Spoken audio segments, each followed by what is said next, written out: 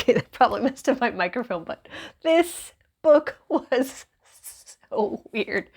I literally just finished this book and I have to tell you about it. This book is so weird. Like, I don't know how to explain this. Look how innocent this looks. Let me show you the cover. Breadcrumbs by Anne Ursu. Beautiful, beautiful artwork.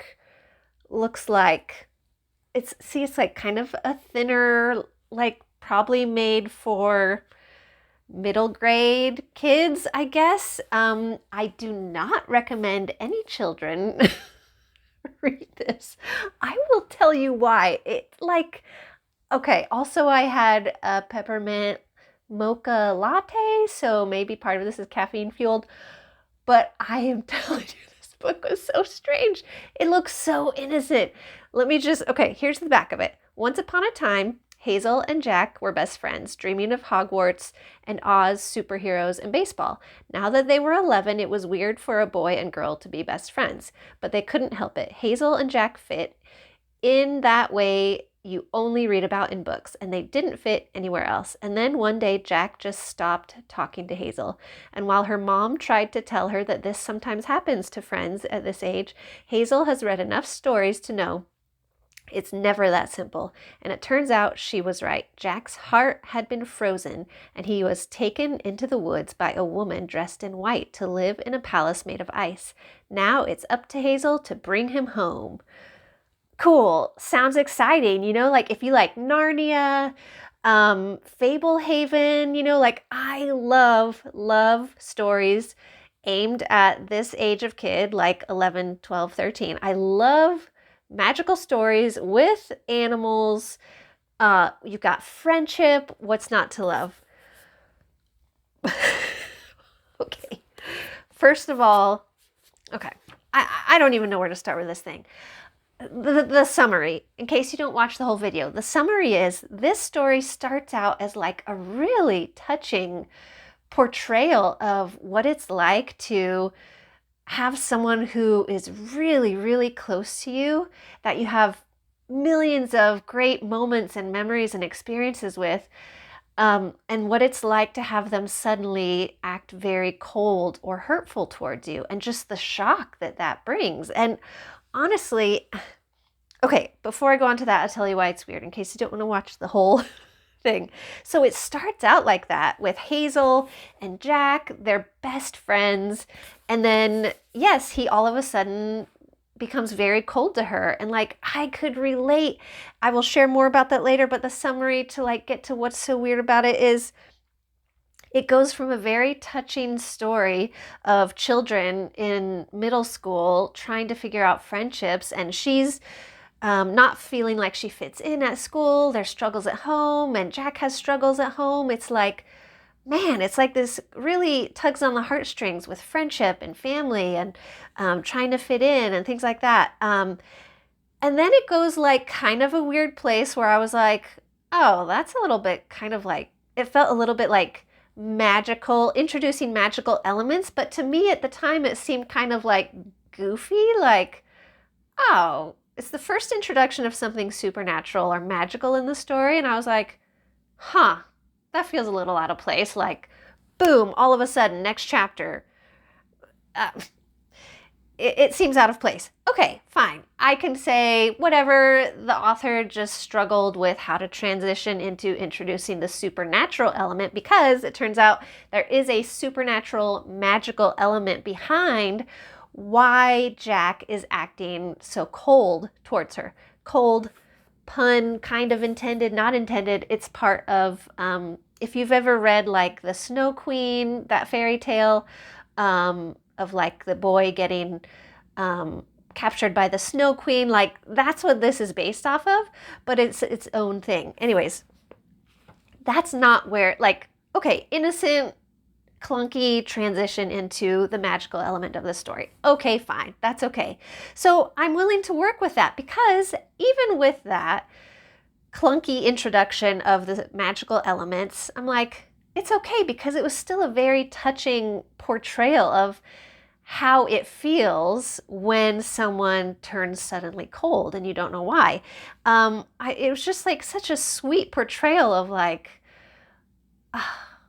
anyway, I'll get more into that, but I'm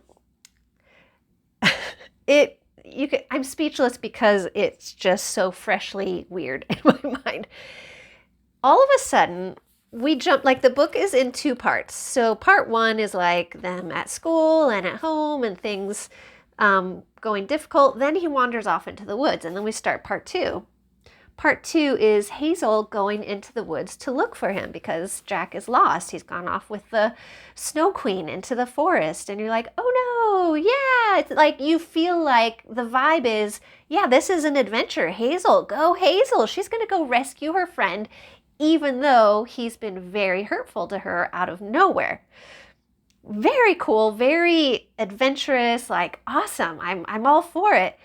Once she gets into the forest, it feels like, have you ever watched a show where it got weirder and weirder and weirder, but the explanations never came? This is what happens. You're reading it and you're like, is this like some, is she like on a substance? Like what, was the author on a substance? It's weird. I can't even explain how weird, but like, then we move from weird abruptly into literally horror. All of a sudden, out of nowhere, there's this very disturbing, and I'm going to be writing like a content warning on it before I give it away, because it's like, I would never, ever, ever want a child to read this. And many adults who are disturbed by like, surprise, there are horror elements in this story. Like, it's so abrupt, out of nowhere, it's all of a sudden like a horror story. And then from there, it just keeps getting creepier and creepier and disturbing. And like, here's the thing. If it was branded as like a horror supernatural story, then like, okay, one, I would have avoided it because I don't like those kinds of stories. But two, if I like those kinds of stories, I would have been like, this is the best. Part two is the best because it is unique and creative, but extremely disturbing. And then we go from that into this really, the things that are happening as she's trying to go rescue her friend Jack, who's entrapped by the Snow Queen in the Snow Palace. It becomes very clear that like this is like a super deep metaphor for like grief, which, hey, I'm all for metaphors. I'm all for like creatively describing real life experiences in a magical way. Yeah. But I keep thinking like this is just so strange though. It moves from all the things I described into like this poetic prose of you can tell it's about navigating grief, but it's okay. Let me just say, I thought towards the end it would be like, and then they woke up and it all turned out to be, was it a dream? Wasn't it a dream? Was it real? No, it was all real. And then well, should I spoil it? Okay, I'll just say, spoiler alert. I'm going to give a spoiler. If you think you're going to read this, then feel free to skip this part. But spoiler alert, yes, it was all real. And they make it back together. And then they are like, well, let's just go back into our lives and try to be more kind. Like there's reconciliation. And okay, so that's the short version. So let me back up to the part I wanted to share more about, the part of the very touching part of where it's like how it feels when someone just goes cold on you all of a sudden. It feels like, and again, I'm going to kind of give spoiler alert here.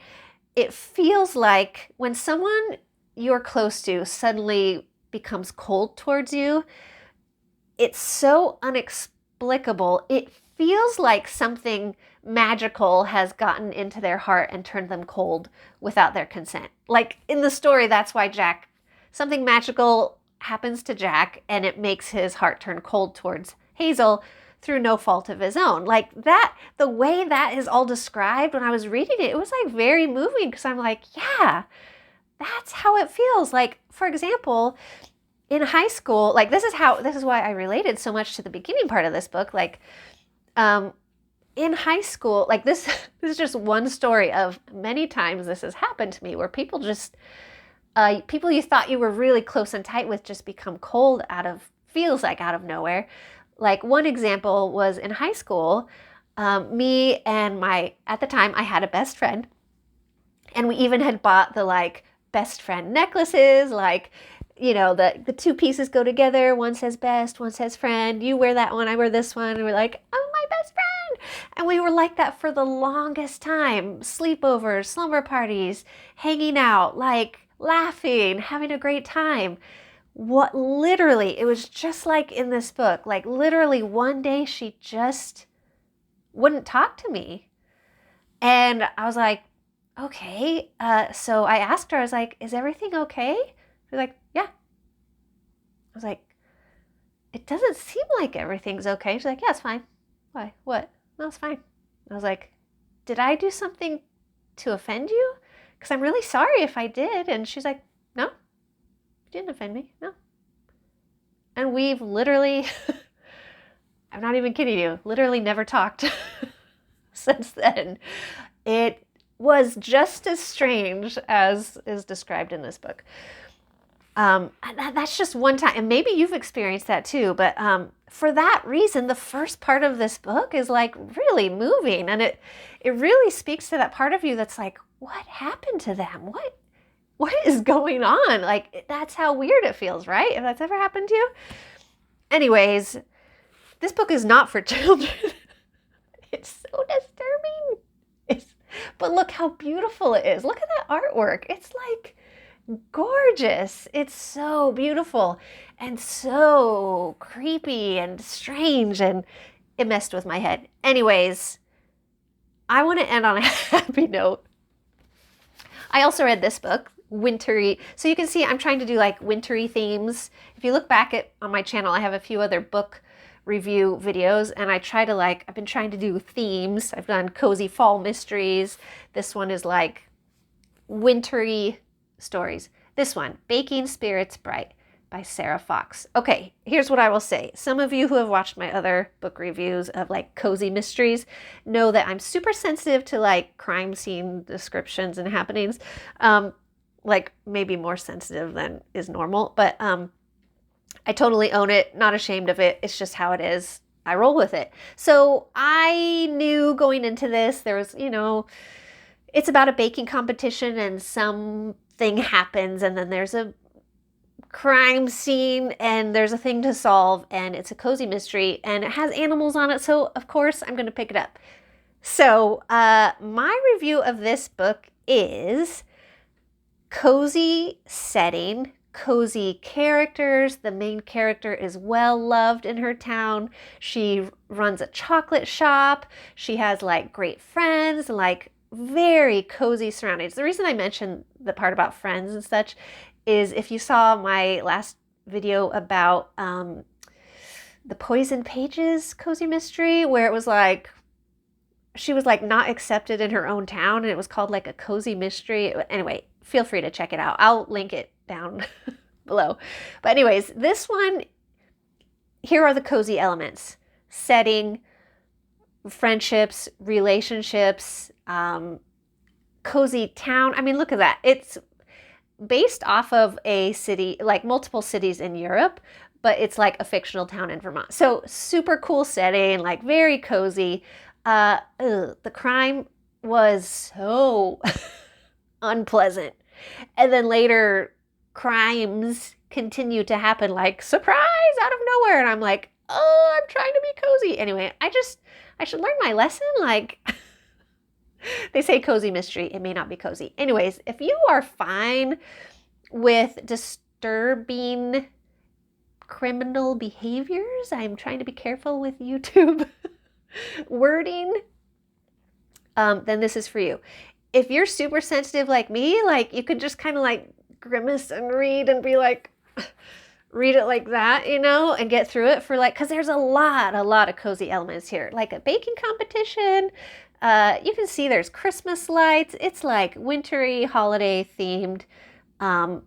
Lots of cozy things. Anyways, those are the wintry books that I read lately. Have you read either of these? Are you going to read either of these? What are your thoughts about this?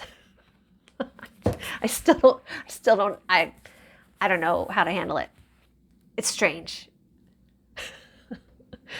What have you been reading? And feel free to tell me. Do you have cozy mysteries that you like?